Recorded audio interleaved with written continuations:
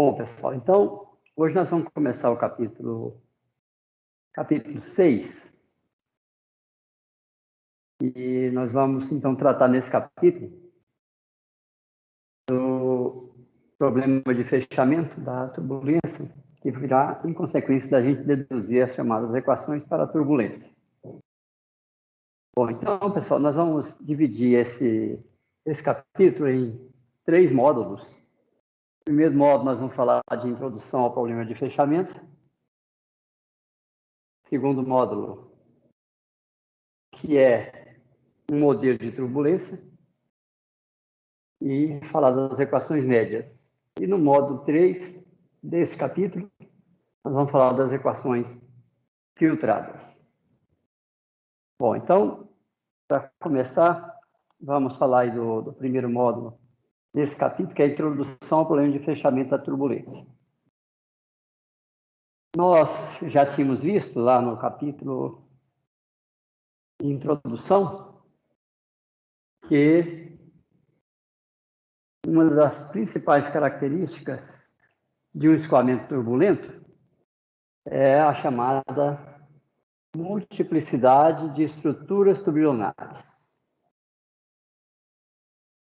que na literatura fala-se de multiplicidade de escalas. Mas como nós já comentamos, eu prefiro não falar de escalas, porque para não confundir a dimensão em si com uma escala de dimensão, né? Nós já discutimos lá no linguajar comum. Então, eu prefiro falar de estruturas turbilionares ou de um comprimento característico, um tempo característico. Aqui nós temos, então, 2 figuras. Do lado esquerdo, nós temos uma bolha em ascensão, onde nós podemos perceber uma estrutura turbilionar. Está aqui, olha, a estrutura. Como se trata de uma bolha, essa estrutura será na forma de um toroide. Por que é uma estrutura? Porque não é simplesmente uma recirculação. Observe que aqui nós temos instabilidades de Kelvin-Helmholtz e outras que ainda é possível visualizar com o método utilizado. Então, aqui dá para a gente visualizar já um certo número aí de possíveis estruturas turbilionares coexistindo nesse espaço, nesse volume. Então, um exemplo que mostra a multiplicidade de estruturas turbilionares. E a figura que melhor ilustra essa multiplicidade de estruturas é a cascata de Da Vinci, onde ele desenhou, com efeitos tridimensionais, essas estruturas. E que aqui nós reforçamos com linhas que nós colocamos à mão, ilustrando aqui um primeiro comprimento característico, que é a maior estrutura que tem ordem de tamanho, tem tamanho da ordem do recipiente onde essa cascata foi promovida. Claramente aqui, olha, nós temos uma outra estrutura, né? Aqui nós temos ainda outra menor, e nós vamos encontrar no desenho dele coisas bem pequenininhas. Então, temos aí a ilustração, né, de estruturas turbilionares de diversos comprimentos. Aqui nós ilustramos 4 comprimentos e generalizando aqui um comprimento N, mostrando que tem realmente multiplicidade de estruturas turbilionares. Essa é uma das principais características de um escoamento turbulento. Bom, na aula passada, nós vimos como avaliar o número de graus de liberdade de um escoamento turbulento. Nós vimos que isso é dado pela relação do comprimento integral pelo comprimento de Kolmogorov ao cubo, que é da ordem de Reynolds, baseado no comprimento integral, elevado a 9/4. Então, a gente percebe com essa equação que quanto maior for o número de Reynolds, maior será o número de graus de liberdade do escoamento. Aqui a gente mostra um espectro que foi obtido através de experimento material em túnel de vento, onde temos aí uma distribuição de energia que passa aqui por uma região de injeção, uma região inercial e uma região onde predominam os efeitos viscosos, região de transformação viscosa. É interessante perceber que esse espectro tem 1, 2, 3, 4, 5 décadas. É um espectro bastante largo, tá? E o sistema de medidas foi bastante adequado para captar bem, né, a natureza aqui, como isso se comporta segundo a lei de Kolmogorov, né? Essa aqui é a reta em menos 5/3, então a gente vê que o experimento traz à tona, né, a comprovação da lei de Kolmogorov. E esse número de décadas que tem aqui, ó, 5 décadas, ilustra a quantidade de estruturas tubulonares presentes no escoamento, mostrando que o espectro é bastante largo e nós temos uma multiplicidade de estruturas. Bom, nós vamos olhar aqui alguns exemplos para a gente ter uma ideia de cálculo do número de graus de liberdade. E o que nós temos aqui como exemplo é uma torre de lavagem de gás, que funciona da seguinte forma: nós temos aqui sisteminhas de produção de gotas, e essas gotas, então, elas caem por efeito gravitacional, e o gás contaminado vai migrar contra a corrente com as gotas. Como esse gás ele é hidrófilo, ele vai ser capturado pelas gotas. O tamanho dessa torre, aqui nós temos uma referência, que é um ser humano aqui em pé, está desenhado dentro de uma mesma escala. Nós temos a proporção adequada. Então, dá para ver aqui uma torre bastante grande, tá? De lavagem de gás. E o que se busca aí é melhorar a eficiência do processo de captura do gás contaminante. Então, você pode fazer análise global, do tipo, qual é a vazão que você vai injetar de gás, qual é a quantidade de gotas a serem produzidas, para que a concentração aqui na saída seja a menor possível, concentração desse gás. Essa é uma forma de analisar esse problema, uma análise global. A outra forma é olhar o problema bem de perto, ou seja, ver o que está acontecendo em torno de uma gota. Então, aqui nós temos a simulação da queda de uma gota, que, dependendo do tamanho, ela pode descer em linha reta, ou ela pode descer em um movimento em zigue-zague. E com a simulação, foi possível mostrar que tem estruturas tubulonares sendo formadas a jusante da gota em queda, mas o mais interessante é que nós temos movimentação forte dentro da gota, inclusive com a presença aqui de um emparelhamento de duas estruturas tubulonares. Isso é importante porque se o fluido lá dentro permanece estacionário, quando a gota cai, ela está em queda, então vai haver uma concentração do gás contaminante e vai inibir o processo de captura pela afinidade do gás com a água. Mas se nós promovemos aqui instabilidades no interior, isso vai, então, advectar essa camada com alta concentração, vai advectar para o centro, promovendo, então, ao fim da viagem da gota, uma distribuição mais uniforme de gás no interior da gota, o que mostra que ela vai ter capturado mais gás ao longo da sua queda. Em consequência, o gás na saída vai estar mais limpo. Tá?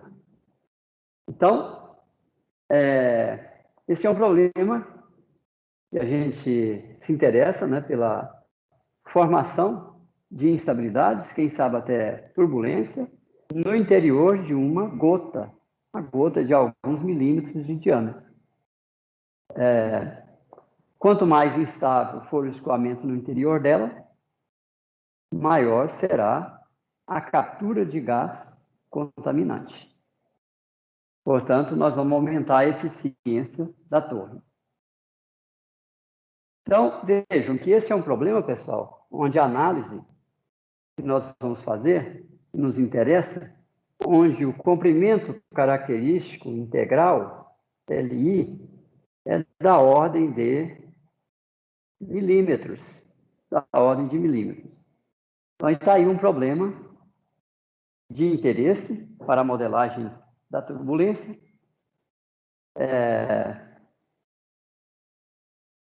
E vamos, então, nesse problema, avaliar o número de graus de liberdade do problema.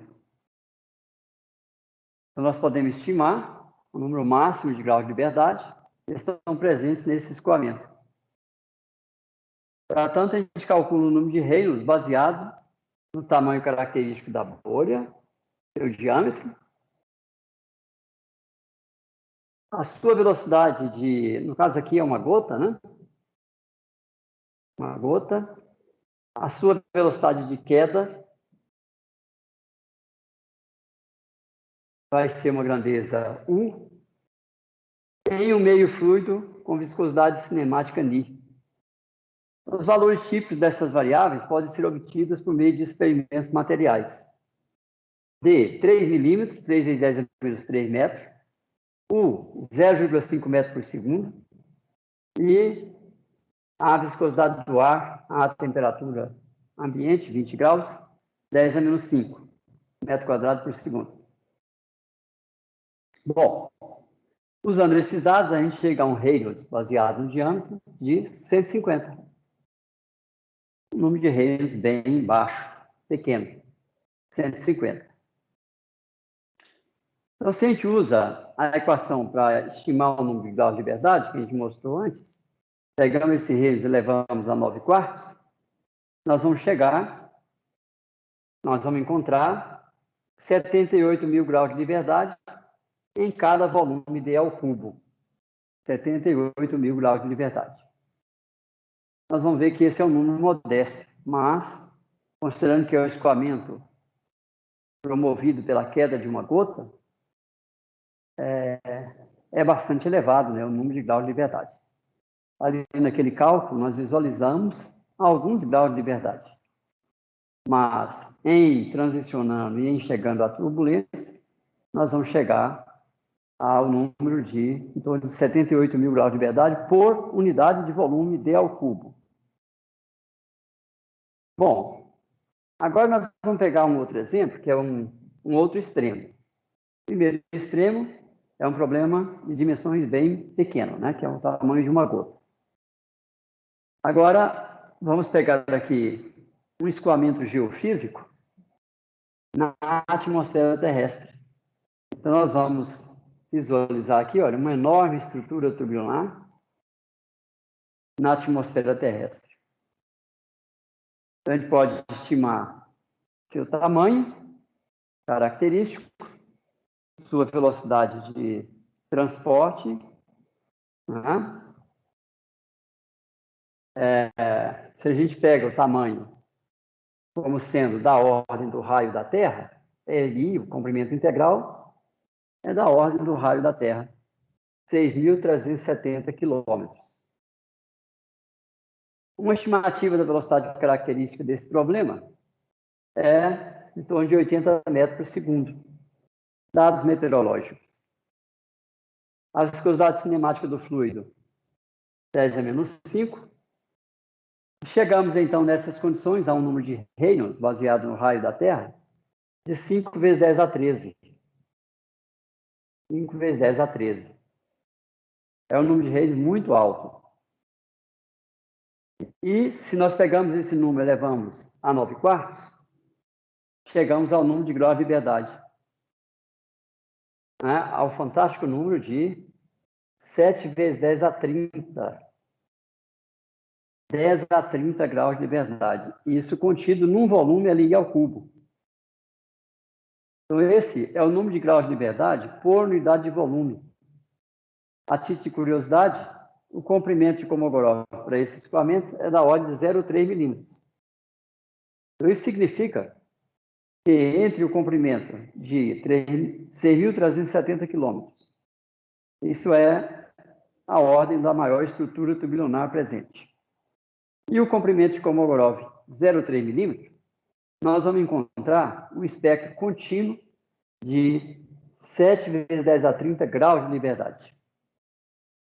Então, esse é um extremo também, onde o número de graus de liberdade é muito elevado. Bom, quando nós resolvemos todos os graus de liberdade de um escoamento, a gente diz que nós estamos praticando DNS, simulação computacional direta. Utilizando os dois exemplos apresentados, no primeiro caso, nós necessitaríamos de aproximadamente 10 vezes 78 mil, que são 10 volumes contidos num domínio para fazer a simulação. Então, daria em torno de 780 mil células. Não, na verdade, aqui, eu estou multiplicando por 10, eu preciso de, em média, aí, 10 células para descrever uma estrutura tubular. No caso, a menor estrutura é a de Kolmogorov, então nós vamos precisar de colocar 10 vezes mais células em relação ao número de graus de liberdade. Nós vamos chegar a 780 mil células por unidade de volume. Temos que multiplicar isso pelo número de volume calculado com o diâmetro, d ao cubo, que cabe dentro do volume de cálculo. Nós vamos escolher um domínio de cálculo, vamos avaliar qual é o número de volumes, d ao cubo, pego esse número e multiplico por 78 mil. Vamos chegar, então, ao número de células necessárias para fazer DNS. Deve dar coisa da ordem de 1 milhão de células. Ou seja, é totalmente factível, na atualidade, né, resolver esse problema com DNS. Então, vejam que nós nem falamos de modelo de turbulência, ou melhor, de modelo de fechamento. Nem falamos. E a gente já tem como resolver o problema, fazendo DNS. Ora, se eu estou resolvendo o problema, é porque eu estou usando um modelo de turbulência. Mas não falamos ainda de média, de filtragem, nem nada disso. São as equações originais, provenientes dos balanços. Nós fazemos a solução de todos os graus de liberdade. Isso dispensa qualquer tipo de média, de filtragem e de fechamento. Não tem fechamento da turbulência. Agora, o problema é que isso aqui é um problema bem modesto. O Rayleigh é muito pequenininho, 150. Para o segundo problema, nós vemos que seria necessária a solução de sistemas lineares com aproximadamente 10 a 32 equações simultâneas. 10 a 32 equações simultâneas. Esse é um número fantasticamente grande. 10 a 30, 10 a 32. inimaginável o tamanho desse número. Foge da nossa imaginação. Ou seja, está fora de cogitação que a gente consiga fazer a solução de todos os graus de liberdade desse escoamento. Não temos nenhuma esperança. Tá? Quer dizer, pode ser que venham, né, tecnologias completamente revolucionárias, métodos também que quebram todos os tipos de paradigmas atuais, para que a gente consiga resolver esse tipo de problema sem passar pelos conceitos de média e de filtragem. Ok, pessoal? Então, nós temos aí 2 exemplos mostrando que é um problema aberto, né? Excetuando os problemas abaixo dos números de Reynolds, nós não temos como resolver o problema da turbulência. Por isso, é que começaram a aparecer, a partir de Boussinesq, Saint-Venant, Reynolds, a partir deles começaram então a aparecer ideias alternativas para resolver esse problema, simular um escoamento turbulento. Então veja a base para a busca de deduzir equações para a turbulência, onde não é possível resolver com simulação computacional direta. Então, essa é a base introdutória aí para esse tipo de problema.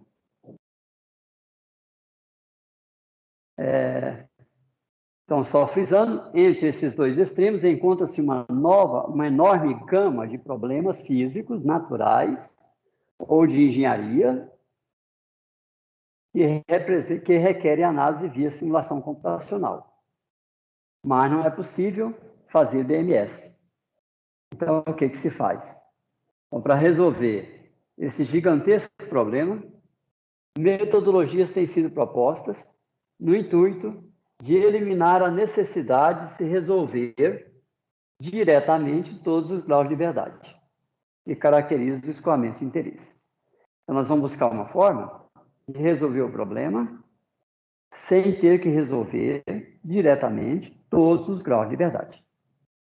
Vamos resolver o comportamento médio ou vamos resolver uma banda do espectro de estruturas tridimensionais. Vamos resolver pelo menos as maiores. Para problemas meteorológicos, por exemplo, não adianta a gente resolver apenas o comportamento médio. Com o comportamento médio, a gente não consegue fazer previsão meteorológica. Com o comportamento médio, a gente não consegue resolver um problema de interação fluido-estrutura. Precisamos resolver pelo menos parte do espectro.